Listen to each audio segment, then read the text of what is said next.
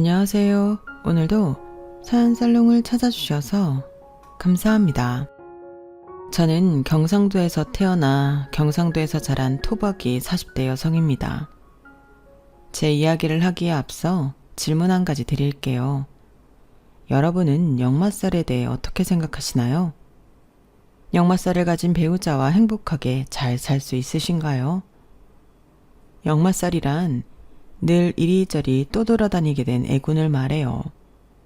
그래서 역마살이 낀 사람은 한 곳에 오래 정착하지 못하고 특정 집단에 소속되어 있는 것을 답답하게 여기고 현재 상태에 안주하지 않는 모습을 보이죠. 심하게 말하면 객사할팔자라고 말하기도 해요.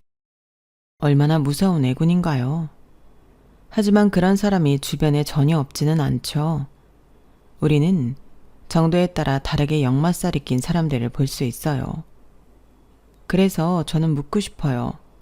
그런 사람이 배우자라면 어떤지 말이에요. 그런 배우자와 가정을 꾸릴 수 있는지 말이에요. 저는 완벽하게 노예요. 절대 그럴 수 없다고 생각해요. 역마살이 낀 배우자와의 결혼 생활은 외로움 그 자체예요. 얼마나 외로운지 아세요? 저는 한때 혼잣말을 하기도 하고 거울을 보면서 저와 대화했다니까요. 맞아요. 제 이야기예요. 전 그런 사람과 두 아이를 낳고 살았어요. 그래서 하는 이야기인데요. 거두절미하고 역마살이 낀 남자와는 결혼하지 마세요. 물론 역마살이 낀 여자도 마찬가지고요. 분명히 가정에 불화가 생길 거예요. 그러니 경험자의 조언쯤으로 생각해 주세요. 그럼 시작할게요. 저는 결혼을 하기 직전에 외곽에 있는 자연생태 어린이집에서 근무를 했어요. 그전에는 국공립 어린이집에서 근무했어요. 번화가에 있는 국공립 어린이집이었는데 거기를 그만둔 이유는 일이 너무 바빠 제 자신이 없더라고요. 국공립 어린이집의 경우 종일반처럼 선생님이 근무 시간을 연장해 상시 대기하고 있어요. 방학에도 출근을 하죠. 연장 근무를 한 만큼 돈은 벌었지만 사실 생활이 윤택하진 않았어요. 아무리 좋은 옷을 사도 입고 나갈 데가 없었어요. 그리고 아무리 좋은 차를 몰아도 출근과 퇴근밖에 할 게 없었고요. 좋은 집으로 전셋방을 얻은 것 그거 하나 좋았네요. 하지만 그러면 뭐예요? 힘들게 얻은 그 집에서 그렇게 바라던 아늑한 휴식, 질 좋은 식사, 그런 게 전혀 없었어요. 그러다 보니 아이들이 좋아서 시작한 일이었다고 해도 생활이 점차 피폐해지더라고요. 제가 유아교육 분야에서 일하면서 다짐한 많은 부분들을 놓치고 있더라고요. 그래서 그 좋은 페이, 그 좋은 평판을 내려두고 이직하게 되었어요. 사립 어린이집으로 이직을 했어요.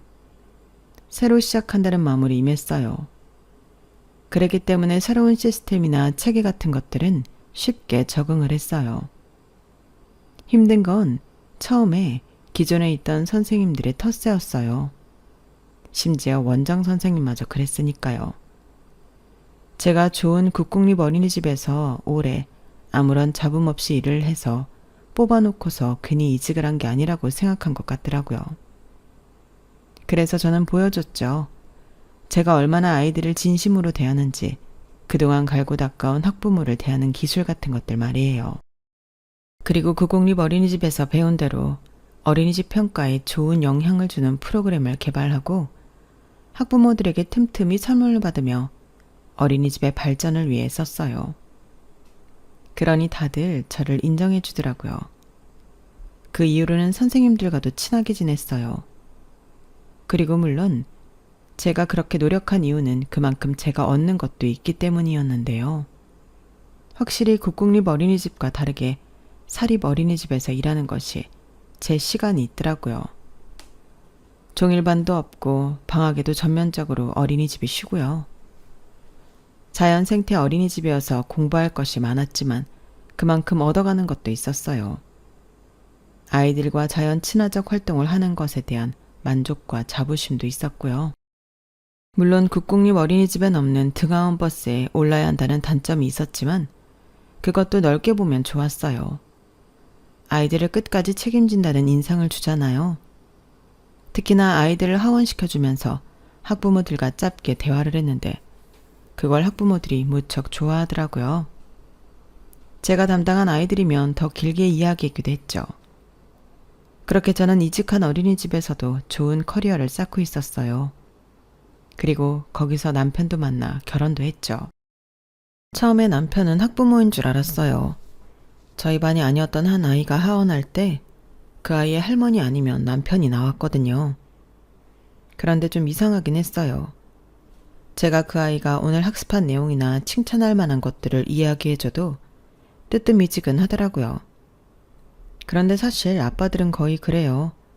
엄마들보다 아이들의 발달 과정에 관심이 별로 없더라고요. 그래서 오히려 관심을 갖는 아빠들은 눈에 띄죠. 그런데 추운 겨울이었어요. 아이의 하원을 하는데 남편이 한 손에 든 따뜻한 생강차를 제게 건네는 거예요. 아, 감사합니다. 그런데 이게 뭐예요? 아, 저희 어머니가 만든 생강청인데요. 며칠 전부터 선생님 목소리가 이상하길래 감기 걸리실 것 같아서 타왔어요. 이거 드시면서 일하세요.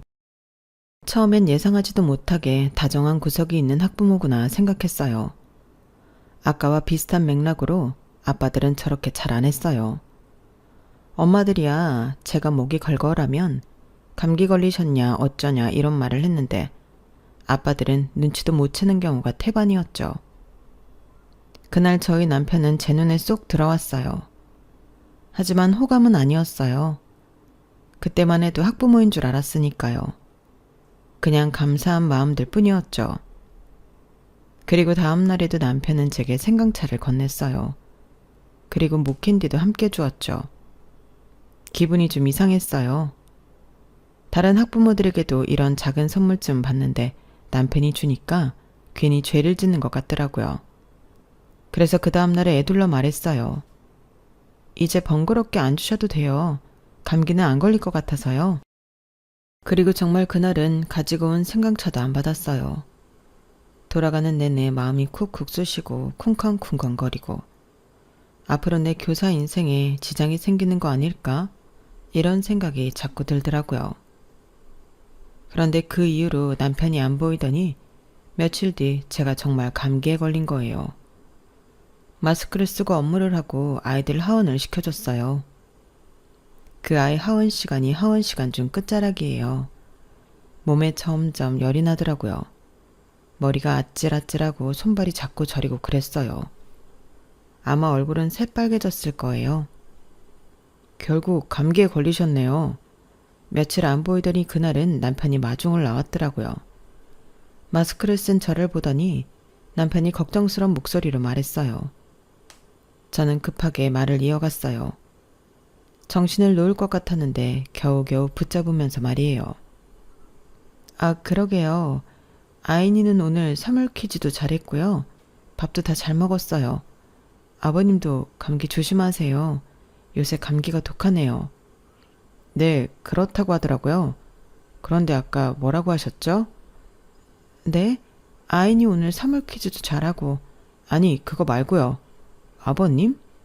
네. 아이니 아버님 아니세요? 대? 아니, 누가 미쳤다고 애아빠가 매일 생강차를 타주고 그래요. 남편은 정말 당황한 것 같았어요. 계속 헛웃음을 치더라고요. 그리고 저는 처음엔 그게 무슨 말인지 잘 가늠이 안 갔어요. 아마 열이 나서 더 그랬던 것인지도 몰라요. 대체 무슨 말씀이신지. 저 아이니 삼촌입니다. 큰 삼촌.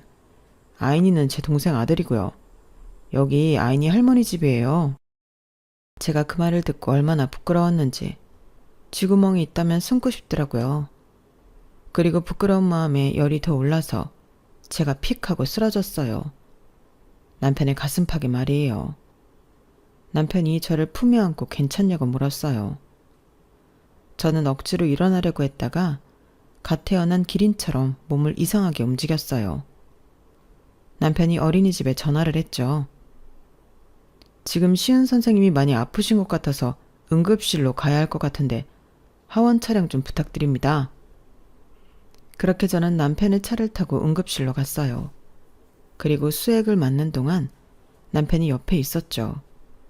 그날을 계기로 저희는 오해를 풀었고 친해졌고 연인이 되었어요. 6개월 정도 만나고 결혼을 했는데 사실 6개월 중에 만난 날을 합치면 3개월 정도 될 것 같아요. 남편이 무역회사를 다니거든요. 그것도 해외 영업부에서 근무를 해서 출장이 많아요. 유럽이며 미국이며 중국이나 일본은 기본이고요. 저랑 만나면서 독일도 종종 다녀왔어요. 그런데 이상하죠? 사귀기 전에는 자주 조카를 마중 나왔었는데 말이에요. 사귀고 나니 출장이 더 많아진 것 같아서 저는 내심 서운한 마음에 남편이 출장을 가기 전날 짐을 같이 싸주면서 물었어요. 그런데 자기, 내가 애 아빠라고 오해했을 땐 이렇게 출장 많이 안 갔잖아. 너는 늘 이렇게 다녔는데 입사 초기에도 그랬고 지금도 그렇고 출장 가는 횟수에 차이는 별로 없어. 그냥 그때 나만 보였던 거 아니야? 아닌데? 지금은 한 달에 한 번은 꼭 출장 가잖아. 길면 2주씩. 그땐 안 그랬는데. 일주일에 한 번은 봤다고.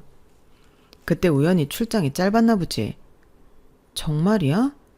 솔직히 남자가 좋아하는 여자 꼬시려면 뭔들 못하겠어. 안 그래? 내가 너 때문에 날린 출장만 몇 개다. 그럼 지금은? 다 잡은 물고기라는 건가? 뭘 또 말을 그렇게 서운하게 해. 지금은 우리가 이해할 수 있는 관계니까 다녀오는 거지. 일은 일이잖아.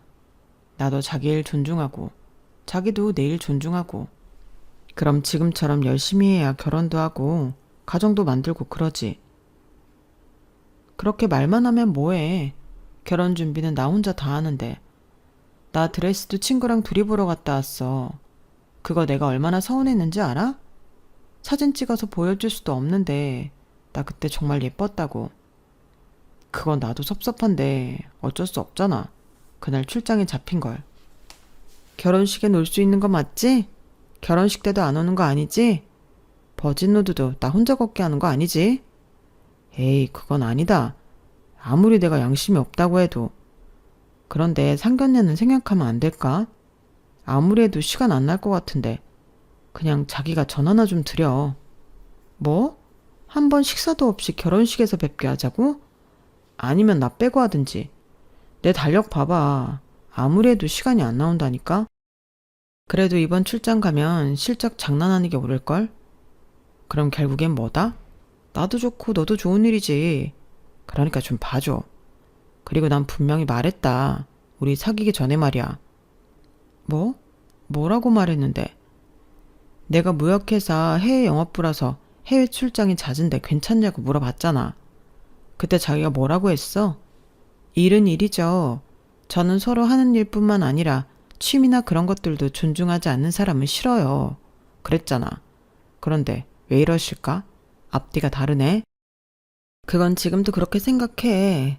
그런데 결혼 준비는 같이 하는 거잖아. 자꾸 나 혼자 하니까 나만 원하는 결혼 같아. 어차피 결혼은 여자가 다 결정하는 거래. 남자가 의견 내봤자 짜증만 난다니까. 알다시피 난 미적인 감각도 없고 엄마를 안 닮아서 그런가. 여기서 갑자기 어머니 핑계를 댄다고? 아니, 우리 애는 안 가질 거야? 애도 설마 나 혼자 키워? 애를 왜 자기 혼자 키워? 자기 애기기만 한 것도 아닌데. 당연히 나도 같이 하지. 대신 나는 출장이 있으니까 도와줄 수밖에 없겠지? 그렇게 저는 남편의 말대로 상견례를 생각하고 결혼식을 진행했어요. 시부모님은 별 말씀이 없었다는데 저희 친정에선 황당했죠. 그래서 남편이 해외 출장이 많다고 설명드렸어요. 그러니까 저를 걱정하더라고요. 그런데 전 콩깍지가 씌인 건지 결혼식을 올렸어요. 다행히 남편은 결혼식에 참석했어요. 참여가 아니라 참석했죠. 제가 골라준 턱시도를 입고 인사와 행진만 했어요. 눈물도 저만 흘리고 남편은 멀쩡했죠. 꼭 자기 결혼식이 아닌 것처럼요. 그리고 호텔로 들어와 남편은 곧장 침대에 털썩 누웠어요. 아, 좋다. 나는 호텔의 이 느낌이 너무 좋아. 깨끗하고 쾌적하고 집보다 낫다니까. 그리고 드디어 끝났다. 하나에 치웠네. 저는 티는 안 냈지만 그 말이 서운했어요. 저만 그런가요? 해치웠다니. 무슨 게임도 아니고. 그리고 꼭 결혼식 하는 내내 괴로웠다는 것 같잖아요. 그래도 저는 남편과 가족이 되었다는 게 너무 기뻤어요. 다가올 날을 생각하지도 못하고요. 저희 부부는 결혼을 했어요. 했는데 1년에 남편을 몇 번 봤는지 셀 수 있을 것 같아요. 남편은 1년 동안 24번의 출장을 갔어요. 그럼 따져보세요. 한 달에 2번씩 출장을 간 거예요. 그동안 저는 혼자 있었죠. 때론 친정에도 갔어요. 친정이 가까이 있거든요. 너 집에 안 갈 거야? 집도 오래 비워두면 안 좋아. 엄마는 딸이 오랜만에 왔는데 그렇게 냉정하게 굴어도 돼? 뭐가 오랜만이야? 지난주에도 왔으면서. 왔으면 움직이게라도 해. 침대에 누워서 휴대폰만 보기는. 재훈 씨한테 아직 연락 안 왔단 말이야. 지금 호텔 들어갔을 때가 됐는데 아직도 일이 안 끝났나? 혹시 사고라도 당한 건 아니겠지? 별 걱정을 다 한다. 그러게 내가 밖에 나돌아다니는 놈이랑 결혼하지 말랬지? 나돌아다니다니 일하러 간 건데 재훈 씨가 이렇게 일 안 하면 엄마한테 그만큼 용돈 못 줘. 재훈 씨가 엄마 말 들으면 서운하겠다. 나는 돈 안 받아도 되니까 자주 얼굴 보고 가족처럼 지내는 사이가 좋다. 내 딸 외롭게 만들지도 않고. 저는 엄마의 그 말에 입을 삐쭉 내밀고 반항했지만 사실 엄마의 서운함도 틀린 건 아니었어요. 남편에겐 주말도 별로 없으니 주말뿐 아니라 명절에도 처갓댁에 오지 않았거든요. 쉬는 날에도 집에서 쉬든지 다시 나가든지 그랬죠. 그럴 때 서운하긴 하지만 돈 벌어오는 우리 남편이니까. 그리고 해외 출장이 얼마나 힘들겠어요. 낯선 언어 낯선 땅. 그곳에서 업무를 해야 하니까요. 그리고 이놈의 무역회사는 시차 적응도 안 된 남편에게 바로 복귀해서 출근하라고 했어요. 시차 적응도 안 되어서 비몽사몽한 상태로 출근을 하는 남편을 보면 안쓰러워요. 그래서 저는 투정도 못 부리고 남편에게 맞춰줬어요. 그리고 결혼한 지 1년이 넘은 시점에 아이가 생겼죠. 저는 너무 기뻤어요. 그래서 해외 출장에 가 있는 남편에게 전화를 걸었어요. 여보, 나 아이가 생긴 것 같아. 남편은 자는 중이었는지 한참 말이 없더라고요. 흥분한 저는 발을 동동 굴렀어요. 듣고 있어? 자기 아빠 된다고. 그러자 남편이 억지로 환호성을 질렀어요. 그리고 나 조금만 더 자도 될까? 나 방금 들어와서 잠들었어. 그게 다야? 할 말이 그게 다냐고. 우리 사이에 아이가 생겼다니까? 음, 그런데 자기 일은 어떻게 하려고? 거기 육아휴직 있나? 출산휴가는? 있어, 어린이집인데 그런 복지는 제대로 있어야지. 그럼 그 이후엔 장모님이 키워주신대? 어? 어린이집에 맡기면 되지. 요새는 영세도 어린이집 보내. 우리 엄마는 나 키우는 것도 힘들었다면서 나한테 손자 안 봐줄 거라고 입에 닳도록 말했는걸? 아마 안 될걸? 아, 어머님한테 여쭤볼까? 우리 엄마는 글쎄 그냥 당신이 키우지 그래. 일 그만두고. 어차피 내 벌이로 충분하잖아. 충분하면 내가 더 열심히 하면 되는 거고. 그리고 애들은 엄마가 키워야지. 무슨 영세부터 어린이집이야. 애들 정서에 안 좋을 것 같은데 밀착해야 하는 것도 아니고. 그 말 무슨 뜻이야? 자기야, 나 어린이집 교사야. 그런데 그런 말은 좀 아니지 않아? 그리고 어머님은 왜 안 되는데? 우리 엄마는 예술가잖아. 그리고 우리 엄마도 장모님처럼 육아 경험은 나랑 동생만으로도 족하다고 했어. 그래서 나보고 일을 그만두라고? 그것밖에 방법이 없잖아. 내가 일을 그만둘 수도 없고. 그리고 자기는 아이 키우는 데 전문가잖아. 전문가가 나서는 게 낫지. 하지만 저는 이를 악물고 일을 했어요.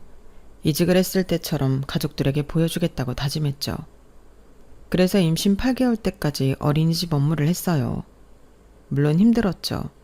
배는 점점 불러오고 호흡도 가빠지고 허리도 아프고. 게다가 저는 아들이라서 그런지 배가 자꾸 퍼져서 힘들더라고요.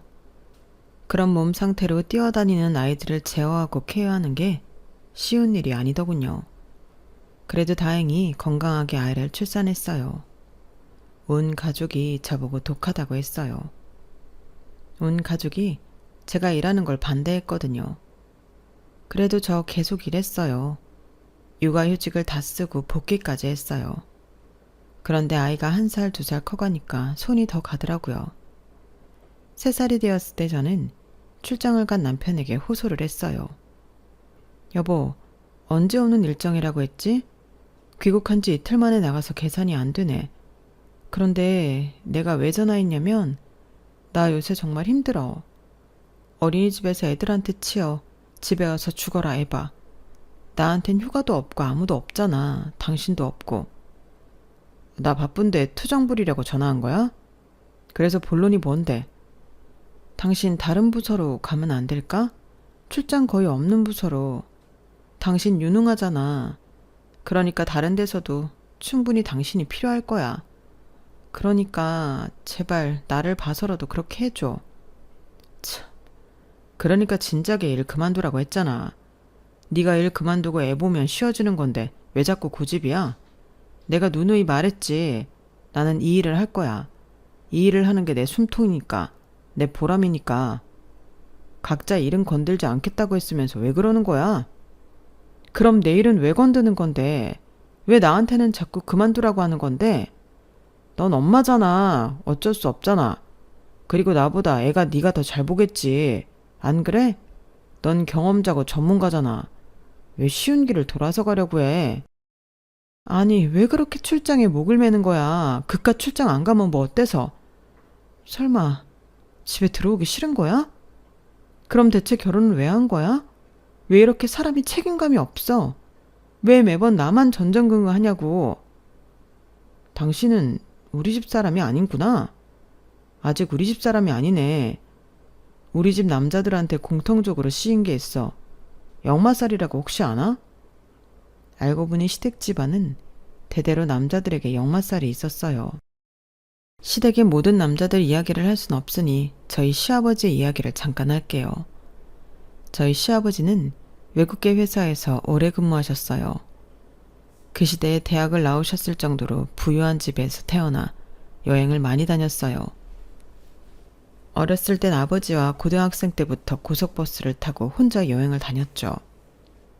그렇게 여행을 한 게 밑바탕이 되어서 시아버지는 진취적인 회사에 취업하고 싶어 했죠. 적극적으로 나아가서 이룩하고 싶었어요. 그러기 위해선 세계로 나아가야 한다고 생각했죠. 그래서 본사가 중국에 있는 외국계 회사에 입사했고 꿈꾸던 것처럼 중국 본사에서 일을 하게 되었어요. 그렇게 7년 정도 중국에 살면서 중국으로 유학을 가 동양화를 공부하던 시어머니를 만나게 되었어요. 그리고 거기서 남편을 낳았고 서방님을 낳아서 서방님이 2살이 되었을 때 한국으로 귀국하죠. 귀국을 한 후에 시아버지는 남편과 서방님이 자신과 같은 사고방식을 갖기 바라셔서 자주 여행을 갔어요. 주말마다 여행을 갔어요. 그리고 방학 땐 해외에 갔어요. 중국에 가서 추억을 회상하기도 했고 친인척이 사는 캐나다나 독일로 가서 즐거운 시간을 보내기도 했어요. 그리고 시아버지는 남편과 서방님에게 다른 언어를 가르쳤어요. 그 결과 남편은 영어, 중국어, 일본어, 독일어를 할 수 있었고 서방님은 영어와 중국어, 독일어를 할 수 있게 되었죠. 그러면서 남편과 서방님의 오랜 꿈이 세계 곳곳을 단 한 곳도 빠짐없이 여행하는 거였어요. 그래서 남편은 대학생 때 방학마다 배낭여행을 떠났어요. 그리고 휴학을 한 뒤에 독일로 가 1년을 살기도 했죠. 서방님도 마찬가지예요. 남편을 따라 여행을 가기도 하고 중국으로 가 일을 하기도 했어요. 그런데 차이가 있었죠. 서방님은 중국에서 일을 했던 게 좋은 추억으로 남지 않았던 모양이에요. 그래서 서방님의 모토는 이거예요. 여행은 여행일 뿐 일상이 되지 않는다. 그래서 서방님은 공고를 나와 공대를 졸업하고 그에 맞는 회사에 취업했죠. 하지만 남편은 달랐어요. 세계 각국을 돌아다니면서 일도 하면서 각국의 경제 흐름을 공부했다고 할까요? 문화를 공부하는 것도 좋아했고요. 남편은 서방님보다 여행을 학구적으로 했어요. 그래서 이를 잘 살릴 수 있는 일이 뭘까 고민하다 무역회사에 입사하게 되었죠. 그렇게 남편은 여행과 일, 두 마리 토끼를 한 번에 잡은 것이고 서방님은 여행은 그저 여행으로만 남겨두었죠. 그래서 서방님은 연차를 모두 끌어모아 여행을 다녀요. 그게 1년에 한 10대 번은 될 거예요. 하지만 이 두 사람의 문제가 뭔지 아세요? 꼭 혼자만의 여행을 추구한다는 거예요. 서방님은 연차를 끌어모아 혼자서 여행을 다녀요. 그리고 저희 남편도 출장은 어쩔 수 없이 혼자 가니까 그렇다 치는데 휴가 때 여행을 가면 꼭 혼자 가요. 사실 이전에 같이 간 적이 있어요. 동서도 서방님과 단둘이 여행을 간 적이 있고 저도 남편과 단 둘이 여행을 간 적이 있어요. 그리고 부부끼리 같이 여행을 간 적도 있죠. 그런데 그때마다 남편과 서방님은 둘이서 속닥거리는 거예요. 야, 이런 데서 혼자 앉아서 맥주 마시고 영화 한 편 보고 그러면 진짜 좋은데, 그치? 그러니까 말이야, 형. 새벽에 일어나서 강변 러닝하고 그러면 정말 좋은데. 마치 저와 동서가 드러난 식으로 말이에요. 사실 저와 동서는 그때가 해외여행은 처음 간 거라 너무 설레서 이거 먹어보자 저건 뭐냐. 서방님과 남편을 좀 귀찮게 하긴 했어요. 그리고 이국 땅인 만큼 자기 남편을 더 의지하기도 했고요. 하지만 그건 부인인데 와이프인데 봐줄 수 있지 않나요? 친절하게 알려줄 수 있잖아요. 그런데 자꾸 저희 보고 조용히 좀 할 수 없냐고 너무 이방인처럼 굴지 말라고 촌스럽다고 하기도 하고요. 그리고 나서는 같이 여행 가자는 말은 안 하더라고요. 동서도 마찬가지인 것 같고요. 아무튼 남편이 자기 집안엔 대대로 역마살이 있다는데 정말 기가 막혀서 아무 말이 안 나오더라고요. 그리고 그 이후에도 남편은 육아를 전혀 도와주지 않았어요. 보란듯이 출장 일정을 잡더군요. 그래서 결국 제가 졌어요. 저는 어린이집을 퇴사했어요. 그리고 아이를 키웠어요. 그런데 금방 둘째가 생기더라고요. 기쁘면서도 이렇게 될 운명이었나 싶기도 하고 기분이 찜찜했어요. 그래도 이왕 제게 온 생명이니 잘 키우자 했죠. 그렇게 저는 두 아들을 키우는 엄마가 되었어요. 그리고 저는 동서를 전보다 더 자주 만나게 되었죠. 동서와 제가 같은 처지이거든요. 동서는 아이가 셋인데 첫 아이를 출산하고 나서 복직을 안 했어요. 동서가 원래 서방님과 같은 회사 사무직에 있었는데요. 저보다 월급도 세고 곧 승진할 수 있었다고 들었는데 안타까워요. 아마 동서의 처지가 저와 비슷할 거예요. 이 집안 남자들 역마살이잖아요. 하는 짓도 비슷하니 말하는 것도 비슷하죠. 윗물이 맑아야 아랫물도 맑은데 윗물이 그러니 아랫물도 그렇죠. 저랑 동서랑 이야기할 때 보면 이게 누구 이야기인지 헷갈릴 때가 있어요. 너무 비슷하게 당해서요. 저번에는 무슨 말을 했냐면요. 저희는 더 심해요, 형님. 저희 큰애 돌잔치 안 했잖아요. 원래 쳐대면 돌잔치 꼭 하잖아요. 그쵸? 그런데 이 사람들이 애들 돌잔치 준비한다고 연차 쓰고는 여행 갔어요. 4박 5일 이집트요. 저 아직도 기억하잖아요. 아직도 쳐다보면 미안해요. 돌반지도 하나 없고. 시댁에서 해주지도 않더라고요. 그것뿐이야? 애들 생일도 제대로 몰라. 이 양반은 몇 월인지도 모를걸? 내가 케이크 사오라니까 대뜸 묻더라. 조각 케이크 사가면 되냐고. 내가 오늘 무슨 날인지 모르냐고 물으니까 그냥 케이크 먹고 싶은 거 아니냐. 내가 기가 막혀서. 어머, 저희 애들 아빠도 그래요. 애들 생일인지도 모르고. 나만 배 아파가면 나왔다 이건지. 이래서 출산하면 아빠들도 어디 한 군데는 아파야 한다니까요. 아니면 모른다니까. 이거야 원. 배 아픈 우리만 불쌍하지. 나 첫애 키울 때 출장 적은 부서로 이동하면 안 되냐니까 죽어도 안 된다 하면서 자기 집안에 대대로 역마살이 있다고 하는 거 있지. 그게 변명이야? 우리 애들 아빠도 그랬는데? 아니 그게 무슨 전염병도 아니고 그런 말을 한다고 이해해 줄 거란 생각이 참. 그리고 매일 휴대폰만 잡고 살지 않아요? 뭔가 하고 봤더니 여행 크루래요.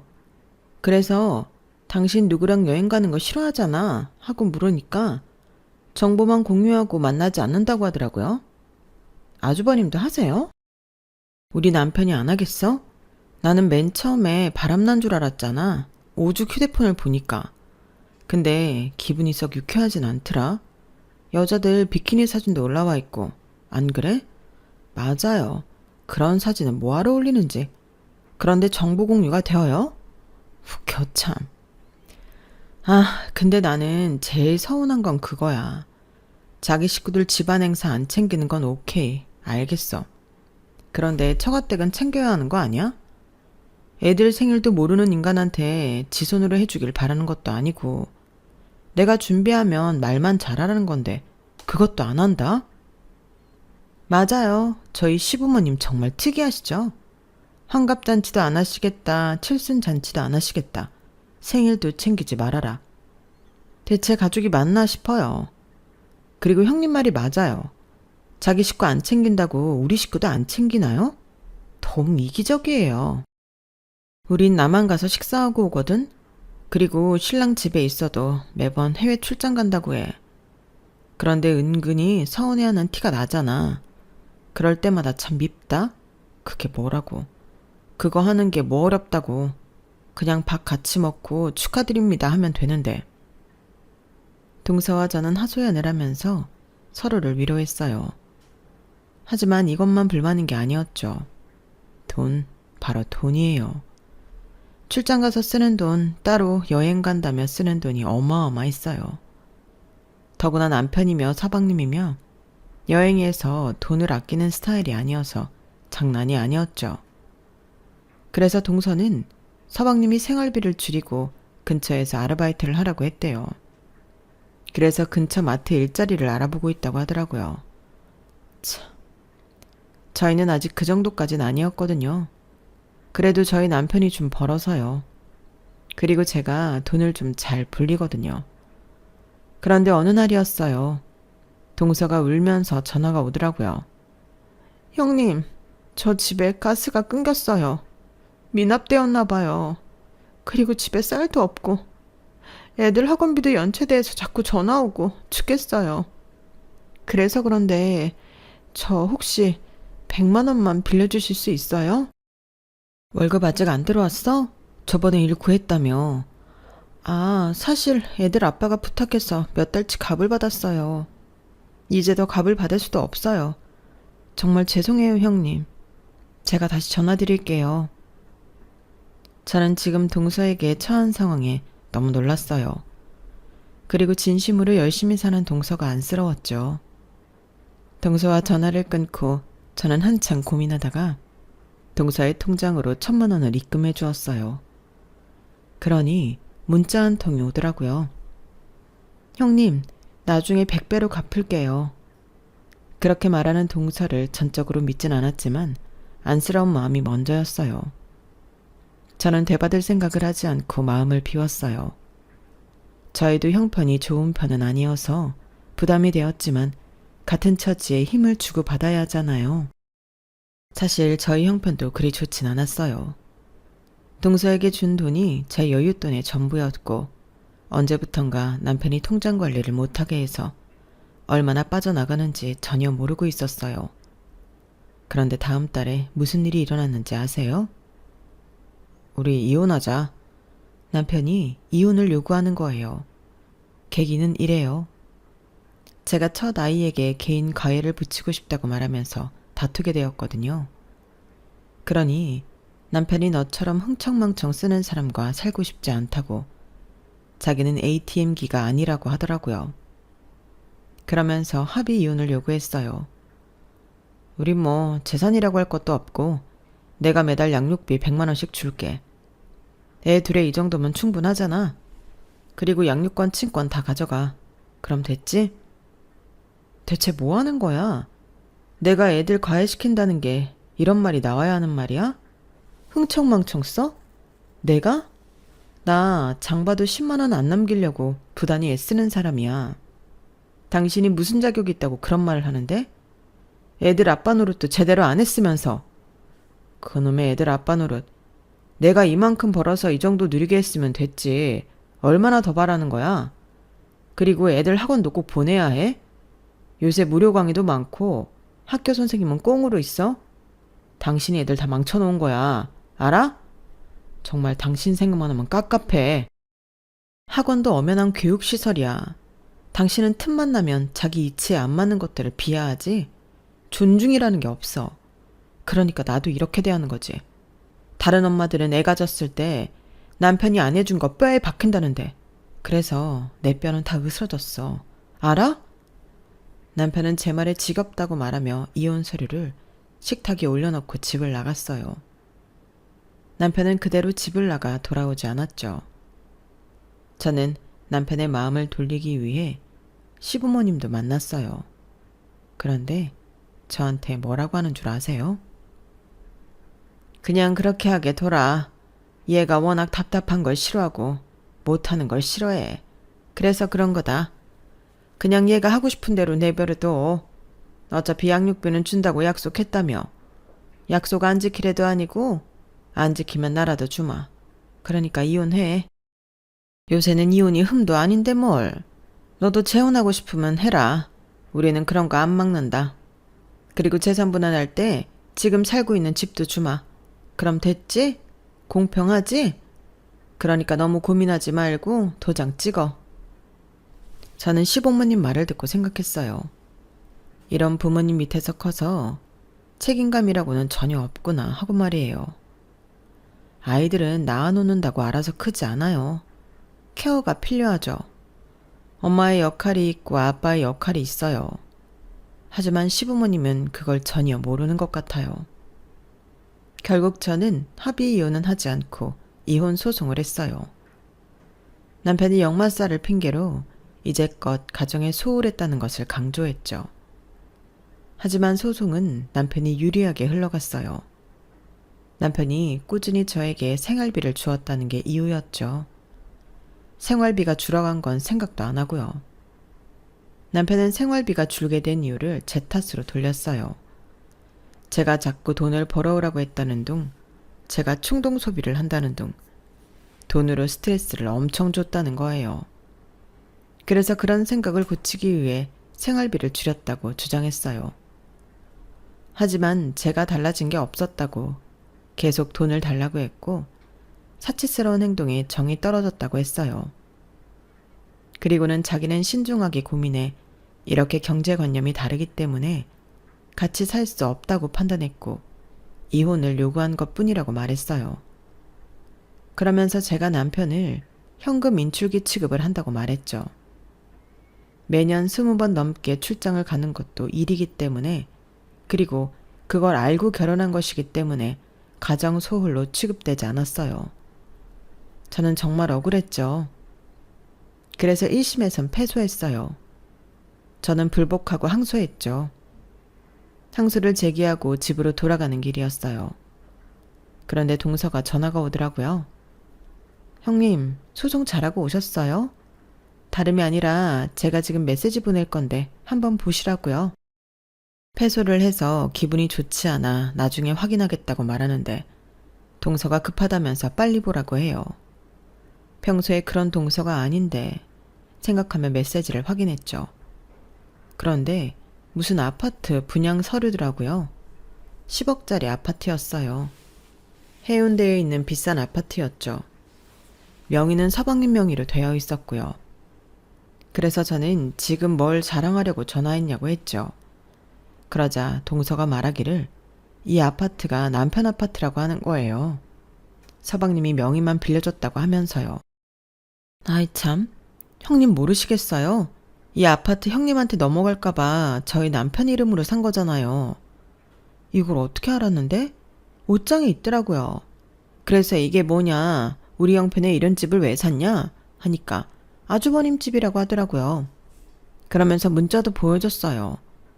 요새 휴대폰 자동 녹음할 수 있는 거 아시죠? 남편이 그렇게 설정해둬서 녹음도 들었어요. 그리고 어제 파일 다 옮겨놨으니까 그것도 보내드릴게요. 재산 분할 어떻게 되셨어요? 지금 사는 집이랑 매달 양육비 70만 원 받는 걸로 끝났어. 70만 원 받으면 식비랑 학원비 하기도 벅찬데.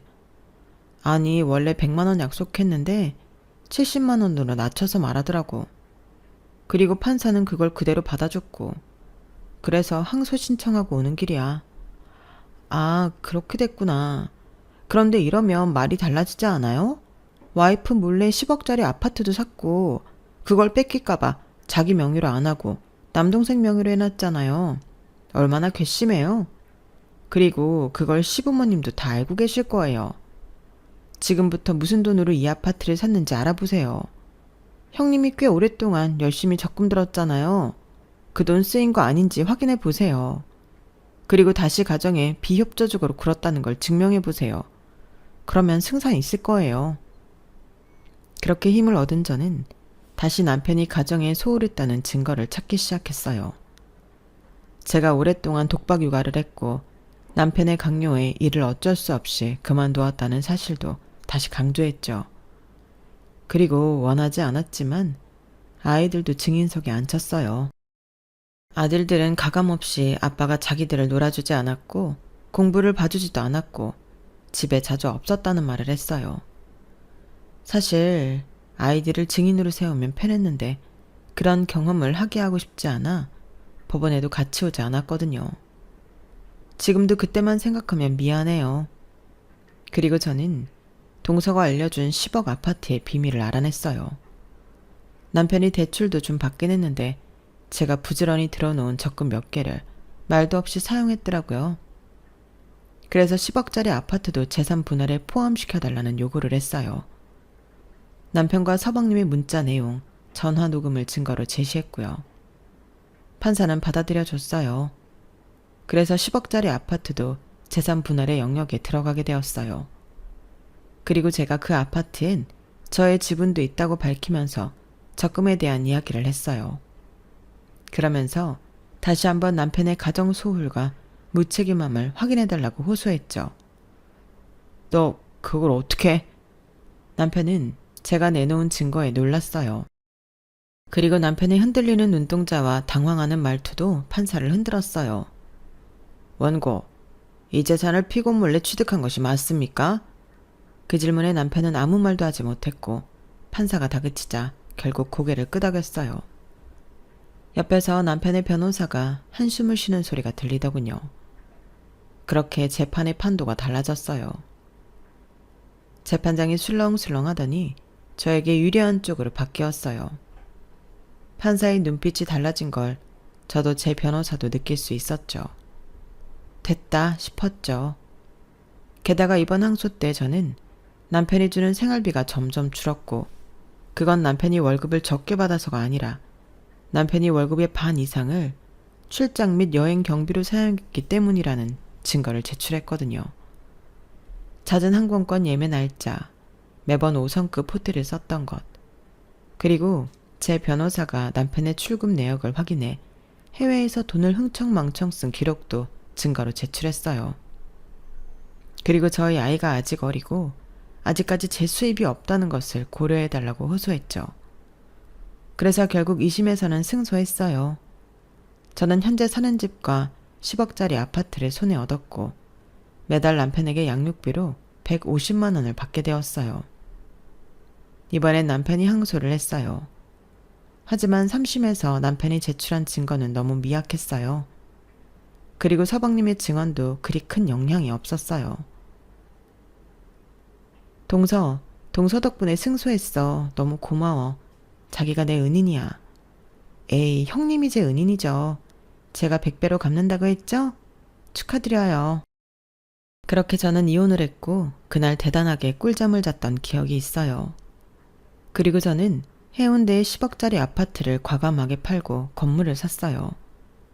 1층엔 카페와 약국이 있고 2층엔 소아과와 이비인후과가 있어요.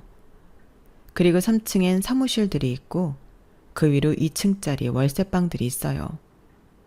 이렇게 이른 나이에 건물주가 될 줄은 몰랐는데 감회가 새로워요. 그리고 저희 세 식구는 새로운 출발을 하자는 마음으로 살던 아파트를 팔고 다른 아파트로 이사를 갔어요.